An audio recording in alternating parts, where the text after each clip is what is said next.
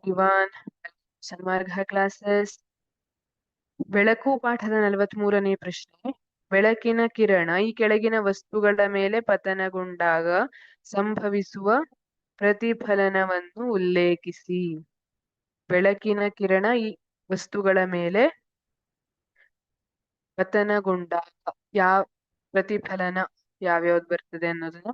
ಗಾಜಿನ ದರ್ಪಣ ನಿಮಗ್ ಗೊತ್ತಿದೆ, ಪ್ರತಿಫಲನದಲ್ಲಿ 2 ವಿಧ ಅಲ್ವಾ?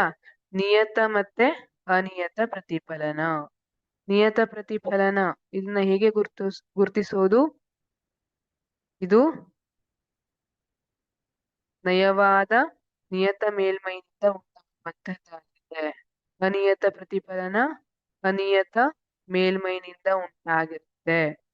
ಹಾಗಿದ್ರೆ ಇಲ್ಲಿ ಗಾಜಿನ ದರ್ಪಣ ನಿಯತ ಮೇಲ್ಮೈಯನ್ನ ಹೊಂದಿದ್ರೆ ಅನಿಯತನ? ಇದು ನಿಯತ ಮೇಲ್ಮೈಯನ್ನ ಹೊಂದಿದೆ, ನಿಯತ ಪ್ರತಿಫಲನವನ್ನ ಉಂಟು ಮಾಡುತ್ತೆ. ನಿಯತ ಪ್ರತಿಫಲನ. ಬಿ, ಗೀಚಿದ ಸ್ಟೀಲ್ ತಟ್ಟೆ ಬಹಳಷ್ಟು ದಿನ ಆದ್ಮೇಲೆ ಯೂಸ್ ಮಾಡಿ ಒಂದಿಷ್ಟು ಸ್ಕ್ರಾಚ್ ಆಗಿರ್ತದಲ್ಲ, ಅದರಲ್ಲಿ ಅನಿಯತ ಪ್ರತಿಫಲನ.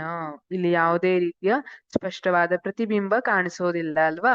ಯಾಕಂದ್ರೆ ಬೆಳಕು ಚದುರು ಹೋಗಿರುತ್ತೆ. ಅನಿಯತ ಪ್ರತಿಫಲನ.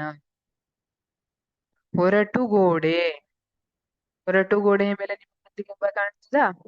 ಕಾಣೋದಿಲ್ಲ. ಇದು ಅನಿಯತ ಪ್ರತಿಫಲನ. ಒರಟಾದ ಮೇಲೆ ಬೆಳಕು ಅನಿಯತ ಪ್ರತಿಫಲನವನ್ನ ತೋರಿಸುತ್ತೆ.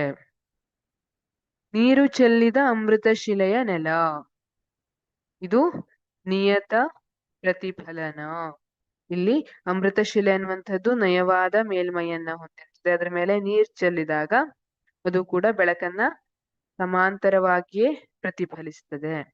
ಹಾಗಾಗಿ ನೀರು ಚೆಲ್ಲಿದ ಅಮೃತಶಿಲೆಯ ನೆಲ ನಿಯತ ಪ್ರತಿಫಲನವಾಗಿದೆ. Thank you.